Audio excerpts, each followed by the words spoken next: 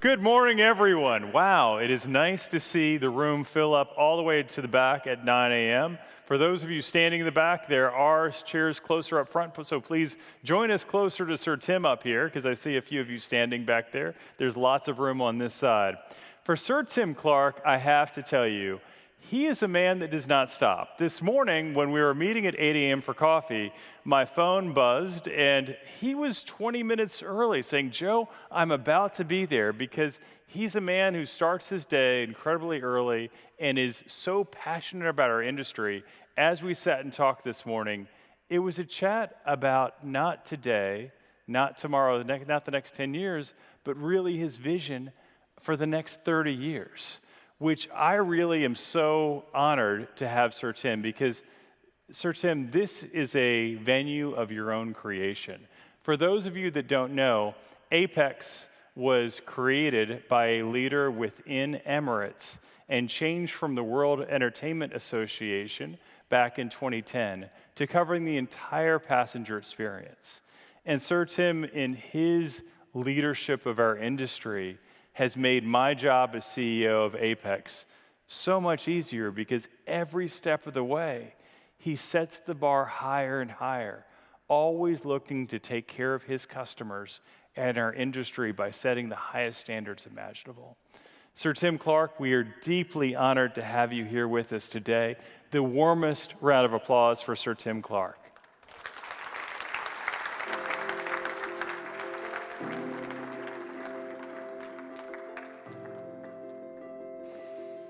Thank you, Joe. Thank you so much.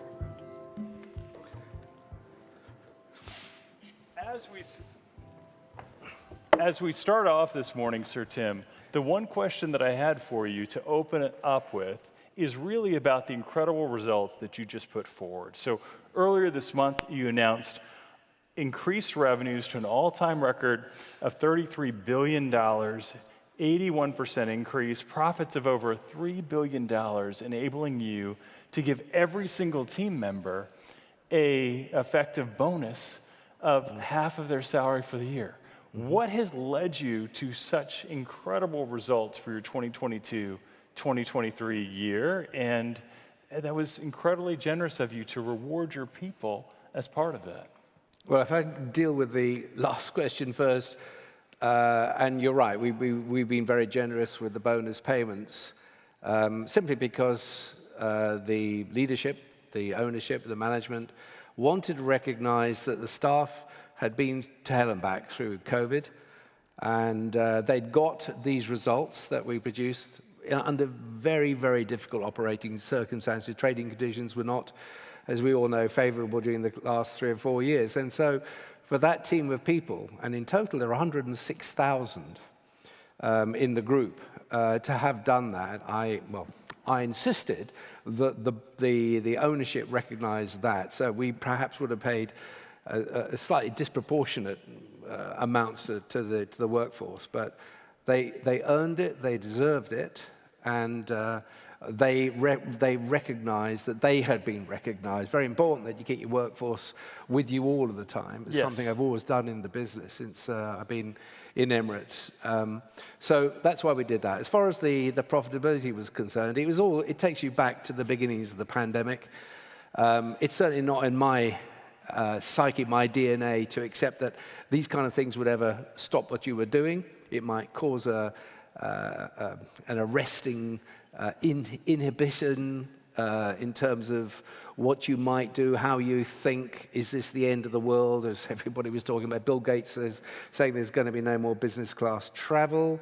And of course he would say that because he's got teams in Microsoft. But the notion that Emirates would come to a grinding halt, and many of the statements that been made at the time were almost in terms of paradigm shifts in what was going on with global demand. The airlines themselves, the whole aerospace airline industry was in a bad place. Well, we've been there before. We've been there in 9/11. We've been there in the problems they had in 1998, 99, when the world had an economic crisis. You had it in 2008, 2009. And each time, we all noticed how resilient demand for travel has always been and always bounced back.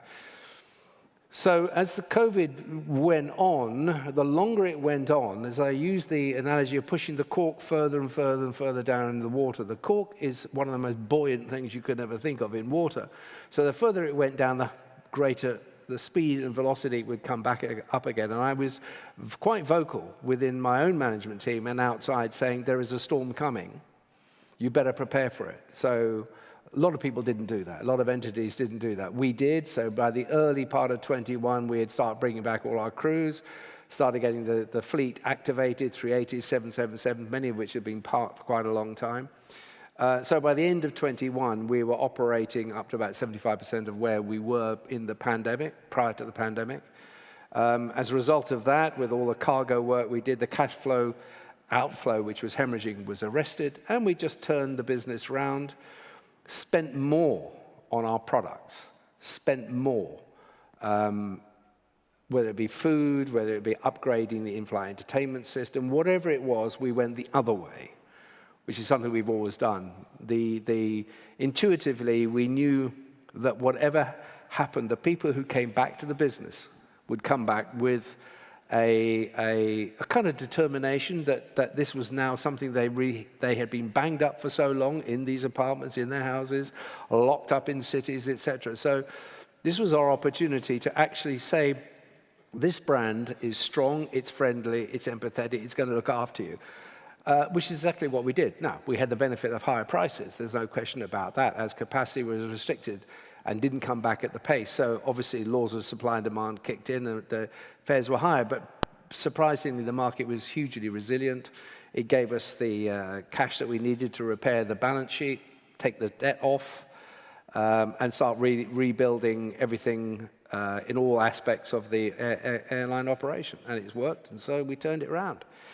So when we took it from it was about a $4 or $5 billion loss 2 years ago to a $3 billion profit, I think even our shareholder, Dubai government, which is pretty hard-nosed about money and profitability and things working, they were truly shocked. So it's a great story, and it'll continue. Well, and what you're doing with these profits, instead of, when you make $4 billion of losses, you have to pay those back. But what's really remarkable is you've taken $200 million and are applying it towards environmental sustainability and advancing really some moonshot ideas. Can you tell me what you're applying the $200 million for in doing what I would call almost, it's not just some airlines are putting money here or there for basically carbon offsets, but you're actually looking to change the entire industry for Emirates. Well, basically, I'm personally very concerned about the hypocrisy and what they now call greenwashing.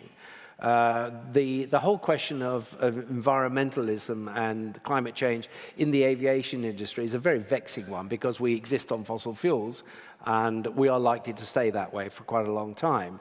But and we do lots of things in and around trying to reduce our carbon footprint in many areas, and it's a good story, but it is not addressing the real elephant in the room, which is, flying a 380 from Dubai to Los Angeles for 16 hours, burning 200 tons of fuel. How are we going to deal with this in the future?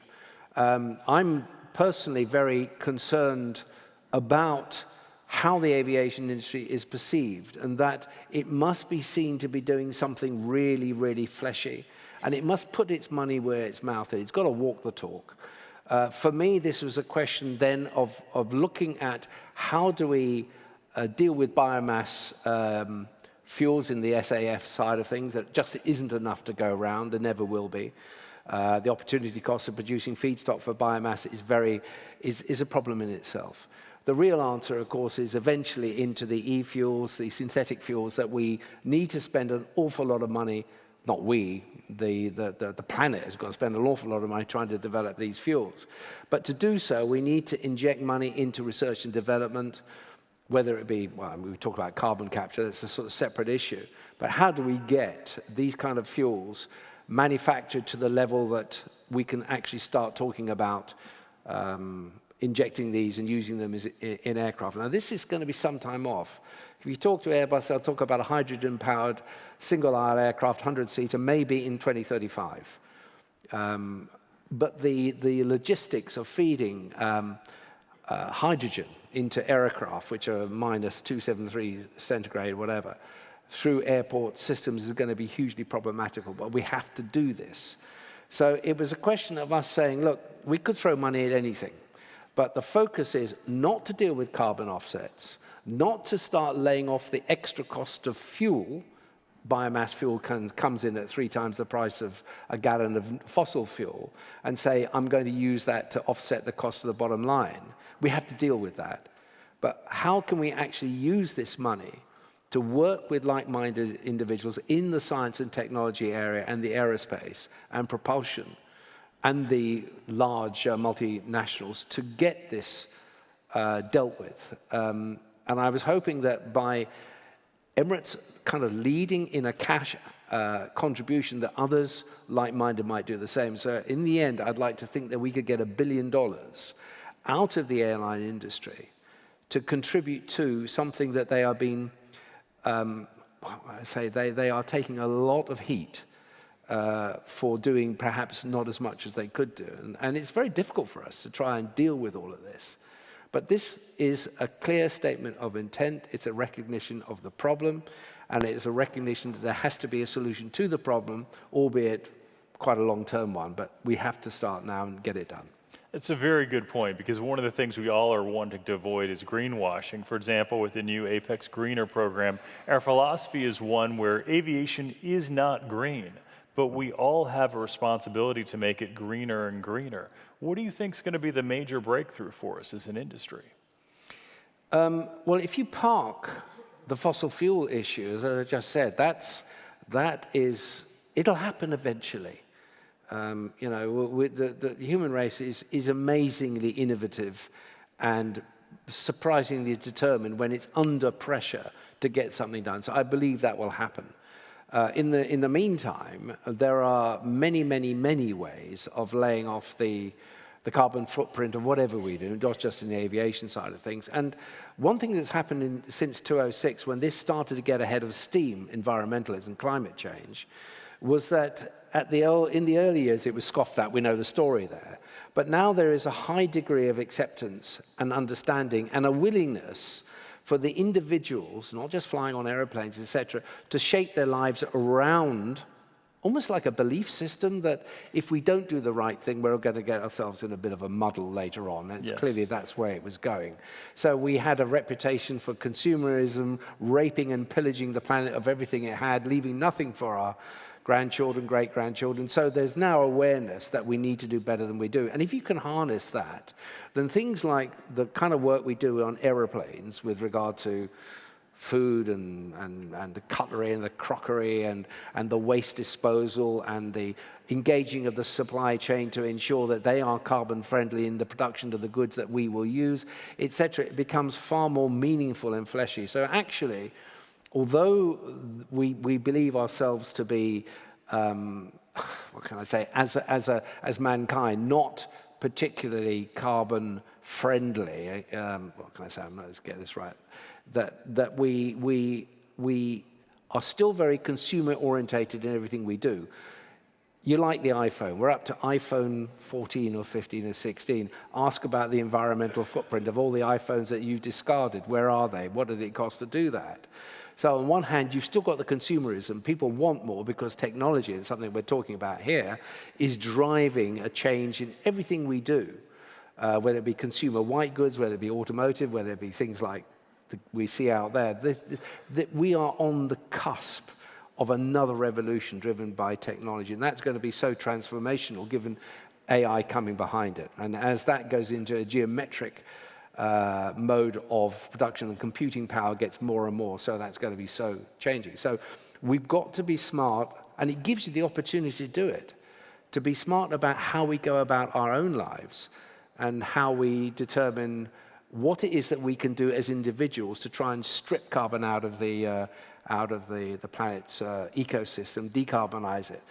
The beauty about it is it was low-hanging fruit. In 2006, it didn't take much to say, I can take 15 to 20% out at a stroke, because we were so wasteful, so consumer-orientated. We didn't care. Now we care. And that is conditioning the way people go about buying anything, goods and services.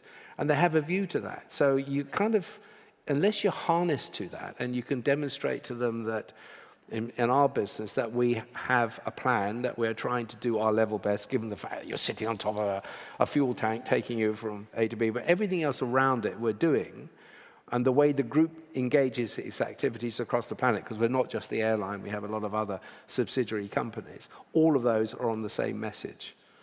So as long as you can get that and you can demonstrate to whoever wants to enforce the measurement systems, compliance, I think there needs to be more of that. That will come because governments, organizations will not be very happy with people who just talk the talk. They want to see enforcement, they want to see compliance. I don't mean enforcement in the sort of hard-nosed sense, but if you are going to get the credits that you need for the people who want to travel on us, then you've got to demonstrate that you are doing what you say you're doing. Yes. And it's best if you do have some kind of third-party organization which measures what you do, and they will hold out these people are not of the group of people who are perhaps take advantage of all of this. So I think that'll come.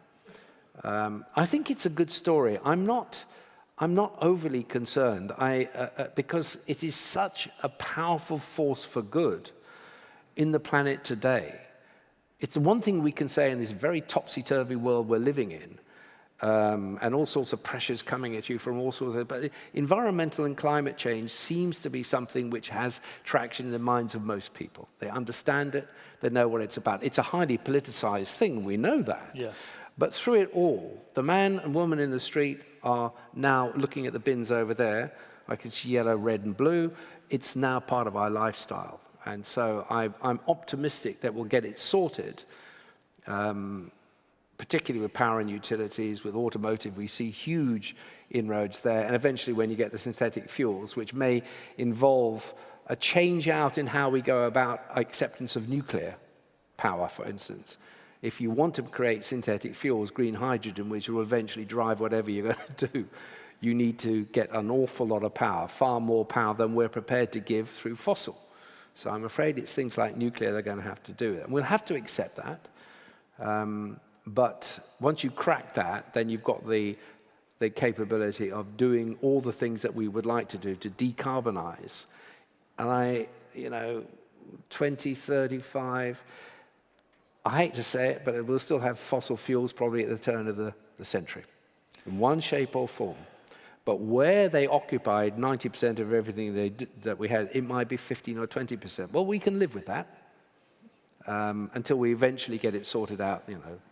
The next few generations will get to it. So I hope that there's a moonshot that comes through, like fusion, that is actually net gaining, things of that nature. And speaking of moonshots, since you're a market maker, Sir Tim, on the A380, one of the things that blew my mind just a couple of months ago is when our friends at Airbus said, you know what, we're going to do a demonstrator where we're going to put hydrogen on board, which there's definitely the space to put hydrogen on board, and we're going to make it so that we cut off 2 engines when we get to altitude, and we'll use 50% fuel burn by having a 5th hydrogen engine. And I looked at it, and it looked just unbelievable in terms of the placement of the 5th engine, but I looked at it and it looks like it has some viability. Well, you are the one airline in the world that could make it come true if it's viable. What are your thoughts? I think, again, one's got to be a little bit careful about the application of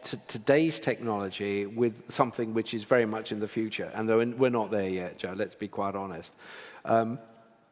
If you're going to power an aircraft like the 380 with hydrogen, the fuselage would have to be 4 times the size it is today to contain the hydrogen itself. It is possible that you can operate. We know the technology will allow you to operate on hydrogen. It's just another form of fuel, providing you can turn the turbines with something or other and get the mass moving of air that a thing does. That's okay. But are we at a stage where we can do something like a 380 with a 5th engine at a time when Airbus have already taken it out of the mix, unfortunately? Although I am having a go at redesigning it. They think I'm barking mad as usual, but I'll try and find a way to persuade them. using ultrafan technology. Yes. But the notion that we would get hydrogen will come. It may be a little bit premature. I know there are very many people in Airbus who would like to see that accelerated, but the practicalities of doing that make life extremely difficult. But it's possible in the future they will use one of the old 380s as a test bed. We'll see. Yeah, I hope it moves beyond a test bed. I don't think you're barking mad at all to continue pushing for ultrafan technology, because it would genuinely extend the lifespan of every single aircraft that's in service worldwide. You're undoubtedly one of the industry's strongest visionaries. You spent as a founding team member some 37 years ago of Emirates. Your aviation career, as we were discussing this morning, spans over 50 years. What is it about this industry, Sir Tim, that has really continued to light your visionary fire, where you're talking about the next 30 years now? Well, I said to you earlier this morning, I can understand why people have passions about the particular businesses they're in, or whatever walk of life they're in. They could be in journalism, they could be in other forms of media, they could be in automotive, power, science, medical science, etc. All I know is that from a very young age, I was particularly interested, and don't ask me why, but that's something that happened. I grew up with it. I have a passion for it. I was explaining to my wife this morning how when I was 7 or 8 years old, I was traveling around the world on super constellations on my own, and going to see my parents wherever they were in the world at that particular time. And I used to love these airplanes. And if you traveled on a super constellation in the 50s, as I did, they had no air conditioning. They used to fly at sort of 16,000 feet below. They weren't pressurized. They were extremely hot and noisy airplanes to be in. For some strange reasons, I couldn't get enough of it. Always wanted to be on these airplanes. And then, of course, the jet age came, and I was on a 707 in January 60. The first 707 that I ever flew happened to be an Air India one. And all the time, this passion was growing in me. One of my brothers was equally passionate. He ended up flying 747-400s for British Airways until he retired. So he was in the groove that he wanted to be in. I then was constantly, I was determined that I would go into aviation. Even as I left school, went through university, I wasn't going to do anything else. And when I was about to start the BOAC graduate training program in 1971, and they canned it the day before because they had gone into yet another recession or whatever. So I ended up working for BCAL as a check-in agent. And I really loved that. I loved the ramp. I loved working both in the passenger terminals with all the people. Started at that stage to redesign the way we checked in passengers before the whole systems were automated. And at that stage, moved into the planning side of the airline, and took off from there. But it's always been something I've never wanted to do anything else. Sad, actually.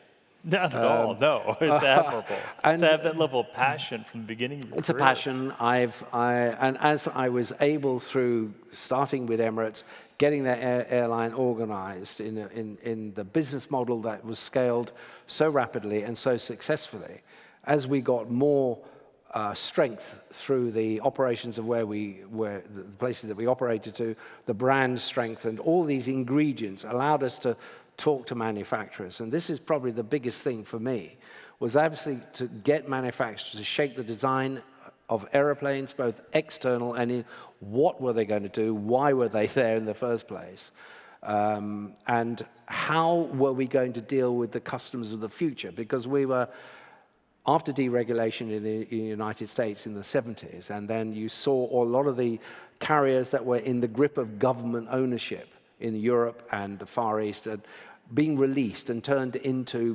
business-orientated companies that started to recognize that the power of the consumer would drive the business model. So we were able to inject into the design and build of aircraft, both internal and external, a new type of airplane. And so the notion that you would get the Dreamliner, these long-range twins, nobody thought. When we started coming up with the 340-500 quad, which would fly for 14 or 15 hours, people said, you're nuts. Nobody's going to sit in an airplane for more than 8 hours. They'll want to get off and stretch their legs. And we said, well, that's fine. You just continue to think like that. We are going to push for 16, 18-hour, 20-hour mission aircraft. And we started that in the 90s with the 345. But to do that, if you knew people were going to be in the airplane for so long, you had to have television systems, which were going to be really very special. You had to have seat comfort. What I found when I came to the business, that design of seats were something that we used to come out of Lancaster bombers in the Second World War. They had not progressed at all. They were very heavy, they were very clunky and deeply uncomfortable. So we started redesigning the seats to deal with the type of distance and time we're going to have on board. That shaped the way we went about the food that we were offering, etc. It wasn't difficult because the airline business was in it was in a bad place. In the 70s and the 80s, it was deeply boring, and as far as I could say. So we had the ability to transform it and say, if we get this right, if we give the customer experience something that they've never had before, and we can level that. So we're not just talking about the first-class passengers, white gloves and silver service. The economy passengers get better seats, more comfortable seats, wider cabins, greater space between the seats, because the old economy seat used to be about 31 inches in depth and deeply uncomfortable. So we changed the design of the seat, so the depth of the seat became 24 inches. Took all that out, shaped the articulation of the seat. Its depth allowed us to increase the pitch. So people thought they had a lot of leg room. In fact, they had less, but the seat was smaller. Very simple. And all this in terms of the floor coverings, the walls themselves, the windows. When I remember arguing at length about the need to make very large windows. Many of you may not remember the old Viscount I used to fly around in as a kid. These windows were huge. And trying to get the manufacturers to say we need bigger windows was very difficult. Well, you've got them on the Dreamliner, you've got them on the 350-900s, and you've got them on the 777-9s when they got much bigger windows, throwing much more light into the cabin, so you feel good. Yes. And you keep your color palettes light rather than having dark ones because the engineers don't want to keep cleaning them or changing them. And I remember when we started with Emirates, I wanted a light color palette in everything we did, and I said, I don't care if the carpets get destroyed, change them every 6 weeks. Run new carpets through the curtain, all through the aircraft every 6 weeks. Just throw out the old ones. Don't bother to clean them. Well, of course, these days that you'd get an environmental bash over the head for doing something like that. But that was the kind of ethos that we did.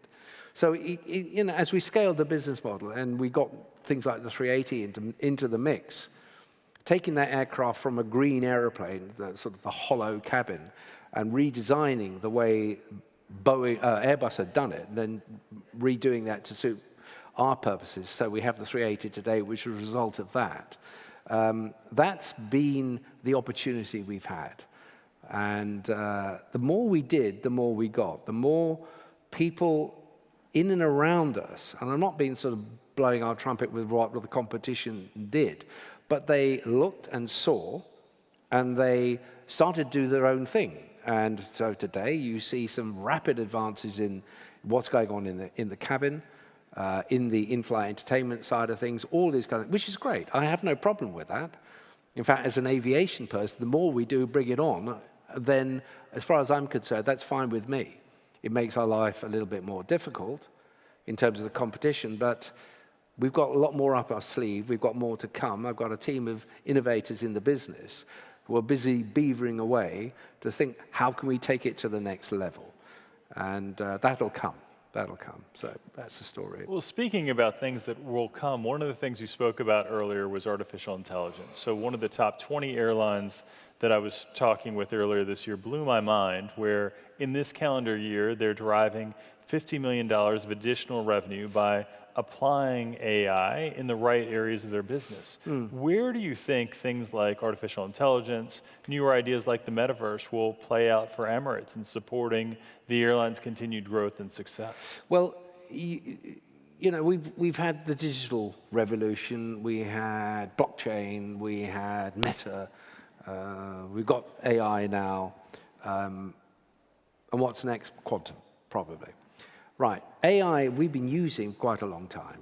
All the large data sets that an airline generates, whether it be through the operations side of things or the commercial, etc. I've got a large team, probably about 200 people, actually working in data analytics. Got a lot of coders there taking our data sets from the lakes that we've created and creating all sorts of systems there, and we're improving that all the time. A lot of what they've done are AI algorithms.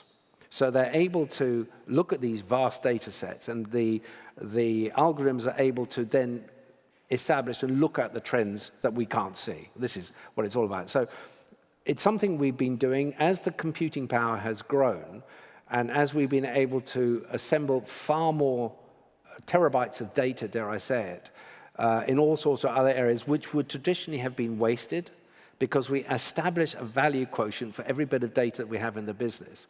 And if it doesn't pass muster with regard to the value to the business, it's discarded or stored. Now, with AI coming along, we're kind of finding that if we go back and look at that data still in storage, it does have a relevance to the value structure we have with regard to the data and its usage. So we've been using AI very much for the last, I think, 5 or 6 years, actually. But going forward, the kind of new AI, you know, whatever it may be, the various systems that are coming at us, there are issues, we know that. But as I said to the team the other day, focus on the value extraction by the use of AI, improving what we do. Do not get too worried about guardrails. Let the others, I'm pretty mercenary about this, because if we get overcooked on the way we think about the ethics and the use and bad actors in the AI mix, we'll never do anything. So we've got to sanitize the data that we have within, and this is data that is produced by the business for the business.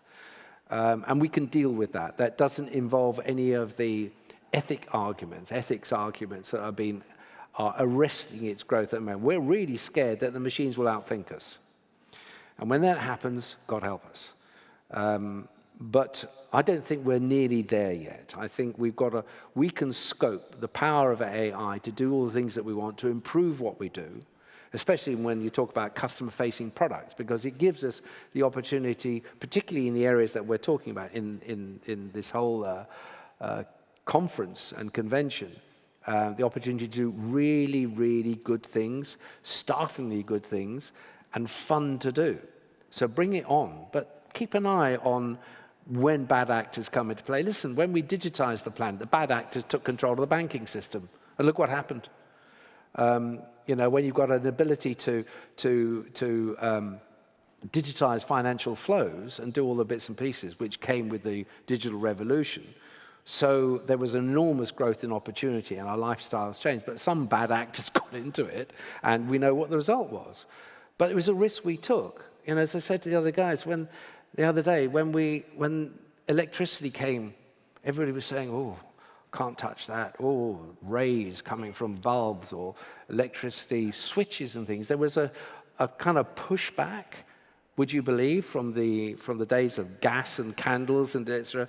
So at every time when you get a revolution in whatever, and I believe this artificial intelligence thing is a revolution. I think we're just at the beginning of it.